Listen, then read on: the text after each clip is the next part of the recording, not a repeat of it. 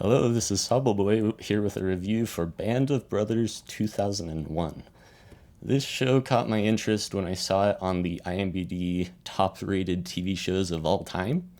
That list is taking into account the score, but also like the popularity. And this show has a lot of viewers on IMDb, and everybody gives it 10 out of 10, basically. For me, like, I'm just gonna say it, it is a 10 out of 10. Like, this show is insanely well made. Like, I don't want to say that it's good because I think that gives people the wrong perception of how this TV show works. This is a like almost one-to-one recreation of World War II battle scenarios. There's also some training episodes. Like the first episode is a bunch of soldiers in boot camp for World War II, but pretty much everything after that is like you're in the trenches. Like there's bombs going off, you're parachuting out of a World War II plane. Like this show is intense. It has lots of blood and gore. There's several times, like multiple times, where soldiers lose their limbs. This isn't like a fun watch, if that makes sense. So that's why I don't want to say that it's good because that's like, oh yeah, good show, sweet, I'll turn it on this weekend. No, like you have to prepare yourself for Band of Brothers 2001. This is not just like a simple TV show to just throw on. I started the show actually because I'm still in the spirit. Memorial Day was this weekend. I started the show on Memorial Day. I just finished it, just barely. But my uncle is a veteran and he is on call for the National Guard. So I do have a great deal of respect for the people that serve our country and put their life on the line. And so I wanted to watch Band of Brothers so that I could understand their experiences better and so that I can greater appreciate their sacrifice. And that, I think, is the goal of the TV show. You're not watching Band of Brothers for fun. Like, you're not. It's not going to be like there's some kind of comedy sprinkled in there and it's just amazing to look at. Like the production quality is extremely high, so it's not boring, but I definitely don't think that you should be like enjoying this per se. I actually found this at a Goodwill. This is the Band of Brothers DVD set. It's kind of like, I don't know, some kind of a tin that the soldiers would use to like open up and find a walkie-talkie, I think is kind of what they're going for. And there's 6 different DVDs, which is warranted because I think the maximum storage of a DVD is somewhere close to 3 hours of footage. But each episode, and there's 10 episodes, each episode is 50 minutes to 70 minutes long. So this is kind of paced like Stranger Things. Stranger Things, every episode is super long. But there's 2 episodes on each disc, so that's like 2 hours right there. And they do 5 discs with 2 episodes each.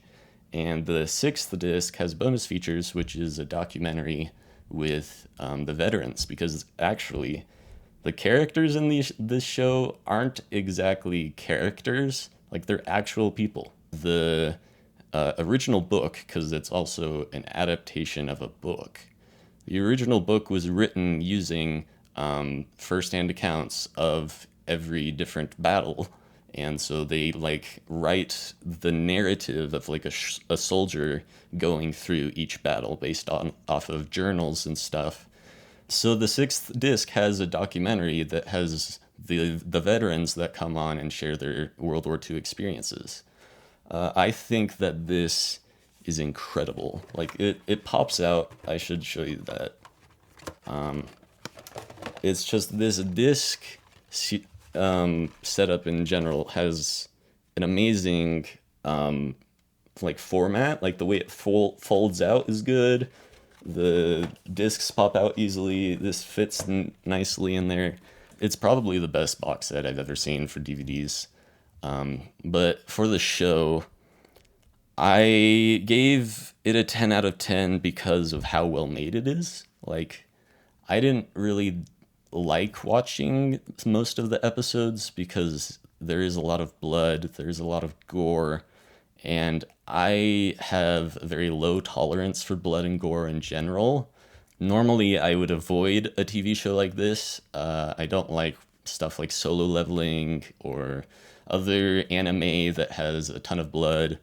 And then this one has a lot. This has a lot. So there's multiple times where soldiers lose their limbs in the TV show, and it shows it all. Like, it doesn't hold back. Like, in the back of your mind, you could be like, oh, it's just a TV show, it's not real, but like, it's a nonfiction story. Like, this was real. This is actually what happened to people. This is a human being that is being portrayed on screen as a character, but it's like, this is actually what happened to him. He lost his leg. And that weighs on you as a viewer when you're watching this show. There's tons of guns, there's lots of people getting hit, and then that's really intense and tragic. Like, I don't think this is for the faint of heart. And I only watch this because I steeled myself knowing that I kind of owe this to the veterans. Like, I should understand what they went through. Like, it feels wrong to celebrate Memorial Day or Veterans Day or whatever, and you don't even know what they did. Like, so this show helped me understand that better, and I'm grateful for that. Something else that was really impactful is episode 9 specifically. Episode 9 was directed by a man, let's see, his name is David Frankel, and he said in the bonus features that he was very emotional while directing this episode because in his personal life he had family that had died in concentration camps. He made an episode where soldiers come and visit a concentration camp, and that there it's really, really, really hard to describe the emotions that you feel with that episode. The closest thing that I could say is if anybody has been to the 9/11 Memorial in New York, that is what you get from episode 9. Like, you will be destroyed emotionally from that episode. Like, I was completely stunned and horrified. And that's the goal. Like, that's not a bad thing. That's what the show set out to do, and I applaud it for that. Like, it is a 10 out of 10 show. When I was looking at how much went into the show, like how much they spent, this had a $120 million budget, and that's a 2001 budget, so inflation's got to hike that up a bunch. There's 3 years of production on this. Steven Spielberg is the executive producer, same with Tom Hanks, and they made Band of Brothers coming off of Saving Private Ryan. And if you've seen the D-Day scene in Saving Private Ryan, like, you can expect more of that here. Like, it doesn't hold back. Tom Hanks is technically the creator, which is a deceptive term. Like, they kind of throw that into credits for movies, but the official creator is technically the person that wrote the book. His name is Stephen Ambrose. Tom Hanks is the creator of this TV show because he wrote the script. He adapted the script from a book to TV show. Steven Spielberg is the producer, and he also was at the casting session. So everybody in the cast is like perfect. It's perfect. Like, the casting is incredible. And that's because Steven Spielberg did it. Like, they had access to 700 authentic World War II weapons. Like, that's crazy. Those are hard to get. Like, I'm so amazed by this TV show with the level of execution on literally everything. The acting was good. The sets were amazing. They actually had a village that they transformed into 11 different villages because that was their set. And all of the villages looked authentic, and the extras had great acting. Like, there's so many TV shows where you can watch like a star actor and they're doing a really good job, and then an extra comes onto the screen and they totally ruin it. Like, the extra is just way bad in comparison. But both the stars and like literally every single person that comes on screen in Band of Brothers, I was impressed by their acting. Like, even if it was something small, they did it really well. Like, everything, literally everything was extremely well done. I thought it was interesting how realistic the show was. The way that the actors talk to each other, like, it's so nonchalant. They like, joke around, like in the trenches, dude. Like, they are hiding from people that are going to shoot them, and they're making jokes because it's like it's night, like stuff is cooled off, like they're just goofing around for a bit, waiting for another fight or whatever, and it feels natural. It doesn't feel out of place. Like, in my head, I wouldn't picture a World War II battle and then a bunch of 20-year-olds making jokes. Like, but it makes sense. Like, that's what you would do as a World War II soldier, and they portrayed it so well. The cinematography is the best I have ever seen in my entire life. I am completely in awe by how well every shot was put together. There's a thing in filmmaking where you can have stuff like on the set, but it isn't interesting unless you frame it the right way, from the right angle, from the right distance, with the right lighting. So literally, I could not believe how well lit, how well positioned, and how good the angles were for every single shot in the show. There were episodes where I was bored.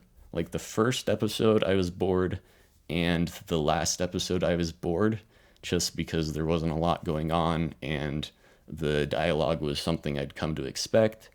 But the way that it was shot made it interesting. Like, I was like, I don't really care about what they're saying right now, but like, wow, I mean, the camera taking this close up and getting this facial expression, like, that's really cool. And I'm really big into movie making, so I can kind of spot that. But the thing that was most impressive is probably the frantic camera, or shaky cam, where in a particular episode there's a huge battle with explosions everywhere, and the camera is running with the soldiers. Like, it is shaking up and down with the way that they're running. And then when an explosion happens, it goes and like the camera moves with the explosion and stuff. And I was amazed by that entire episode. Everything relating to cinematography there was incredible and like a must watch if you're really, really, really big into movie making. The last episode has some shots where they feature Austria, and they have these nice picturesque shots of the mountains, and then it goes into the soldiers. And I liked the way that it panned. I liked the way that the soldiers were set up on the set. Oh man, I'm just nerding out at this point. But like, but again, everything that this show does, it does it with 11 out of 10 execution. Sound design, dude. Ooh, wow. Wow. Okay, so there's tanks, there's gunshots, there's grenades, there's artillery, there's planes, there's parachutes. I was very, very surprised at how authentic the noises were. Like, every different gun had a different sound. Even like if it's just a pistol to a pistol, Like they're the same thing, like they're pistols, but because they're made by different manufacturers, the sound designer created different sounds for each different pistol, like a German one and an American pistol. But I was overwhelmed with episode 6 that had the most sound. Just explosions constantly, gunshots constantly. I I felt panic because the soldiers were feeling panic. There was so much going on that you just had to feel scared. Yeah, sound design is incredible, but I thought something that was cool regarding the writing of the TV show is that there was issues with the leaders. You've got like your colonels and majors and commanders, and there was the first episode dives into that where the leadership is not doing its job, and something needs to change. Like it's one thing to have bad leadership if you're at a McDonald's because it's McDonald's. Like whatever, you messed up your burger, big whoop. If you have bad leadership in the military, you have just killed 1,000 people. So you have to have good leadership. That's just like a requirement. In the way that this show told the story of leadership changing based on their performances and attitudes was amazing to me. I really, really liked the tone of voice that the commanders and generals had towards these other officers. Like it was cool. I liked episode 6 where they dived into a specific character that had a very unique leadership problem. I won't spoil it because this is non-spoilers, but they like episode 6 had so many good things going on with it, and then there was also like the sprinkles on top with this leader, and this leader needs to up his game or else people are going to die. So I think I've said enough. Like it's an incredible TV show from start to finish. Like sometimes I was bored, sometimes I wasn't, but episode 3, 6, and 9, those are the ones that were the highlights for me. Like I would give the first episode a 6 out of 10 and the last episode a 7 out of 10, but 3, 6, and 9 were like 10,000 out of 10. So I gave the overall show a 10 out of 10. I just couldn't be mad, especially when I learned about how much went into it with the amount of props and clothing and guns. It's like insane that this even exists. Like it is an amazing, amazing production and is a really, really good show at doing what it set out to do, which is not to have the viewer feel like they're having fun. It's to have the viewer experience what these amazing 20-year-old boys experienced. And that's something that stood out is when the veterans in the documentary parts of it are saying like, we're all just kids. Like we're just like out of high school 1 or 2 years, like and we're set out into a random country to fight a war. Like I was amazed by how much they did when like I didn't do anything nearly as cool when I was 20 years old. Like it's amazing to me what these boys did in the battlefield and like just helping out each other with camaraderie and like supporting each other at base. I thought it was amazing. Every character was good. Every character had a purpose. I just am surprised that I ended up liking it so much, especially when I thought that I wouldn't. I thought that the violence and gore would push me the wrong way, but when I saw it in this show, it like makes sense, you know. And I gave it a pass, and I was like, yeah, I mean that's what happened. Yeah, it's not. This isn't just some cartoon throwing in blood and violence for the heck of it. Like this is World War II. So I had a lot of respect for this show and the creators like Tom Hanks, Steven Spielberg, all the episode directors. It was great. I don't know if I'll ever recommend this. Like, you have to be ready. You can't just willy nilly watch it. So it's really hard to recommend. But other than that, it's, yeah, amazing. Definitely worth the watch. I think it deserves to be up there with the top TV shows of all time on IMDb, even though half of that is probably 40-year-old men that think World War II is cool, like Tom Hanks. Like, Tom Hanks actually isn't a veteran. He didn't serve in the military. He's just a World War II buff. He likes it. And so, or he's interested in it. And I think lots of adult men are like that here in the United States. And there's lots and lots of people that give this show a 10 out of 10 because they are an adult guy. But IMBD, I think, tailors towards the adult men audience a lot. And so that's probably why it is so high.